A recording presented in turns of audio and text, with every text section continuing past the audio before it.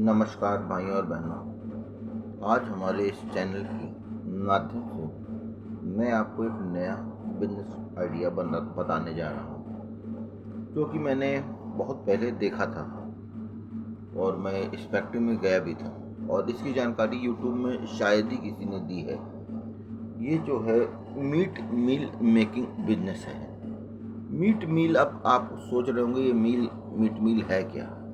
मुर्गी का जब दाना बनता है या किसी भी जानवर का दाना बनता है, जैसे मछली का और किसी भी इत्यादि इत्यादि का दाना बनता है, तब इसमें मीट मील का प्रयोग किया जाता है। मीट मील जो होता क्या है और इसका क्या रेट है। मीट मील बहुत ही महंगे रेट में बिकता है और मीट मील का बनाने का प्रोसेस इसका थोड़ा सा गंदा होता है, इसलिए लोग इस धंधे को करना नहीं चाहते। जैसे कि मरे हुए जानवर जो कि आपके क्षेत्र में आमतौर पे गाय भैंस बकरी इत्यादि इत्यादि मर जाते हैं और लोग उसको फेंकने वाले होते हैं, क्योंकि वो किसी काम का तो होता नहीं है। उन जानवरों को आपको कलेक्ट करना है। ठीक, शहर के बाहर ये कारखाना लगेगा, इसको बताने की ज़रूरत नहीं है, अब इतनी बात में आप समझ गए होंगे। शहर के बाहर दूर दराज के इलाके में, गांव क्षेत्र में, जहाँ कोई असुविधा ना हो आपको पानी निकासी की और बदबू की, वहाँ पे ये आपको डालना है। वहाँ से आप वो गाड़ियों द्वारा ये मरे हुए जानवरों को लाना है, उनकी चमड़ियों को उतारना है और मरे हुए जानवरों को लोडिंग अनलोडिंग का ही पैसा आपको देना पड़ेगा। जानवर का कोई पैसा आपको देना नहीं है। जानवरों को फिर वहाँ पे वर्करों द्वारा कटवाना है या मशीनों से कटवा देना है छोटे छोटे पीसों में। चमड़ी उतार दी, फिर गोश्त बचा, जो मलमूत्र है उसको बहा देना है। ठीक है ना, उसको अलग जगह कल्टीवेट कर लेना है, कहीं पे भी वो खाद बन जाएगा।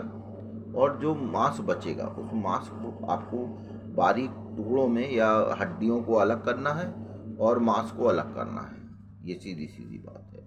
हड्डियों का अलग एक प्रोडक्ट बनता है और मांस का अलग बनता है। उस मांस को मशीन से बारीक बारीक पीस लेना है और बड़े बड़े कुकरों में उन्हें पकाना है। पकाने के दौरान आपको ये देखना पड़ेगा कि प्रदूषण होता है और प्रदूषण की नो एनओसी की सर्टिफिकेट भी आपको लेनी पड़ेगी। ये बहुत ज़रूरी है, क्योंकि इसमें प्रदूषण थोड़ा होता है और मरे हुए जानवरों को इधर उधर फेंकने से भी प्रदूषण होता है। लेकिन आप इसको मीट मील में कन्वर्ट कर रहे हैं और मीट मील के कन्वर्ट जैसे आप इसे कर देंगे, कुकरों के द्वारा पका देंगे। और ये मैंने कहीं देखी थी, पापा के साथ मैं गया था मीट मिल लाने, तो वो मरे जानवरों को मंगवाते थे, उनको बड़े बड़े कुकरों में पका देते थे छोटे छोटे टुकड़े करके, फिर वो लुगदी को बिछा के सुखा देते थे। सुखाने के बाद उसे ग्राइंड, पहले आपने ग्राइंड कर दे या बाद में ग्राइंड कर दे, जैसे भी आपकी सहूलियत हो। कुकर लेकिन बड़े बड़े 5-6 7 कुकर आपको लाने हैं, फटाफट उनको पका देना है। ठीक है ना, और उसके बाद इनको सुखाने के लिए डाल देना है धूप में। और इसमें 400 गज की जगह चाहिए होगी आपको कम से कम।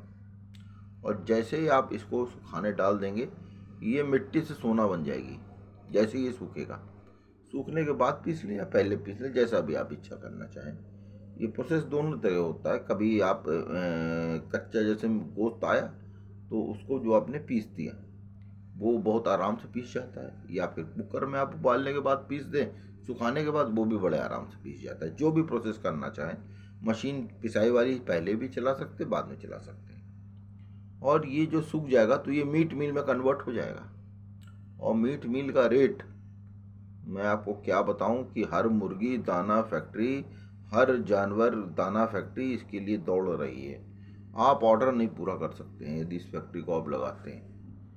हाँ, ये सामाजिक रूप से थोड़ा सा आपको लोग कहेंगे अरे क्या लगा दिया, लेकिन यदि आप पैसा बनाना चाहते हैं वाकई में, तो ये धंधा आज की डेट में रनिंग प्रोडक्ट है। थोड़ा गंदा ज़रूर है, लेकिन गंदे ही धंधे में पैसा होता है। और मीट मील का आप प्रोडक्शन करिए, बिकता ये उछाल के है, कोई टेंशन नहीं है। जहाँ मछली दाने चाय वाले बनाएंगे वहाँ मीट मील लगेगा। और इसी प्रोडक्ट में मैं अगली बार आपको फिश मील भी और बोन मील का भी बता दूंगा। इसका भी बहुत व्यापक प्रयोग किया जाता है। आप ऑर्डर पूरा नहीं कर पाएंगे, इतना इसका जो है डिमांड है। और इसका वीडियो कभी आपको यूट्यूब में कोई देगा भी नहीं, क्योंकि लोग इसे गंदा काम समझते हैं, इसलिए इसके बारे में चर्चा भी नहीं करते। और मीट मील का ये जो बिजनेस है, दिन दोगुना रात चौगुना फलने वाला बिजनेस है। लेकिन इसके लिए आपको कुछ मशीनों की और कुछ स्किल्ड लेबरों की ज़रूरत पड़ेगी। इसकी विशेष आपको ध्यान रखना पड़ेगा। और सामाजिकता को ध्यान रखते हुए दूर दराज का इलाका ही चयनित करें मेरे हिसाब से, जहाँ पे बदबू की समस्या जनता को न मिले, ठीक है ना। और इसमें थोड़ी बदबू रहती है, तो यदि कोई खुला एरिया हो तो उसमें बहुत अच्छा रहेगा।